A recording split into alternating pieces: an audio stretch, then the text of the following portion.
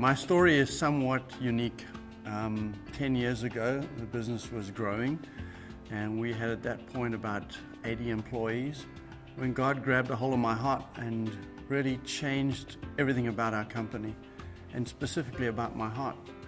And what happened was I went on a retreat, and God really shared with me that He wanted me to care for my employees in a way that honored Him, kind of like loving your neighbor. And it really came to fruition of what He wanted me to do with my life. Being a CEO of a company that is based on Christian values, how do you start that whole program off? And it really starts off with personal prayer.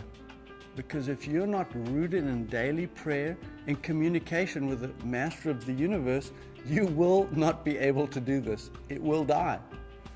And so that's part of my program. Every morning I spend half an hour to 45 minutes with the King and talking to Him, asking Him daily, what do you want me to do?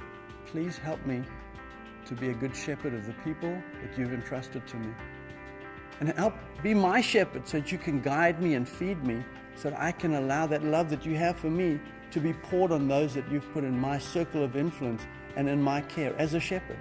Because the people at this company are not just resources, they're souls. And when we see them as souls, it changes our whole perspective on how we treat people every day. We treat them as children of God and souls who have an eternal perspective. And that's how we need to care for them. 10 years ago, God grabbed a hold of my heart, and it went from a company of 80 employees. We grew dramatically after that transition to today, where we have 300 employees in 2 different countries, here and in South America, in Chile, South America. And so really the scaling that took place was a dramatic blessing that God gave us and helped us to grow with purpose and mission.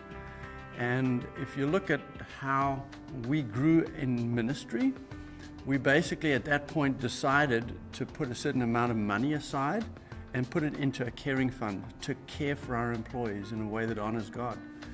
And so what we did was we put 1.5% of our total revenue. It's almost like tithing. We put it in from the top line, not from the bottom line, but right on top. And we stayed committed to that all the way through.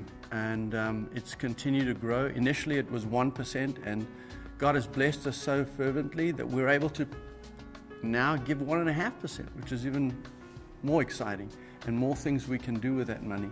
So it's been a real incredible journey. It was interesting as we continued to start this program of caring. How would we as a company exponentially grow the caring and the ministry work while still trying to chase profits? How would we balance that? And it's been an incredible journey, and I think it can be best summed up with the gospel verse that says, "Seek first the kingdom of God, and everything shall be added unto you." And that's really what happened. We changed our focus from profit to seeking the kingdom in our company, and boy, what a change that made. I think the thing that changed most was people's hearts. They realized for the first time, as we elaborated and explained what the purpose of our business was, not to make Peter rich, but to really build the kingdom.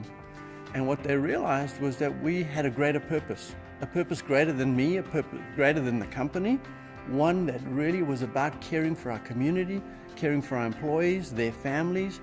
And once they really understood that, the engagement was just unbelievable, because people started to understand that their efforts was not just to make the company grow, but to allow the company to fulfill its purpose and mission, which was really about caring for others in a way that honors God.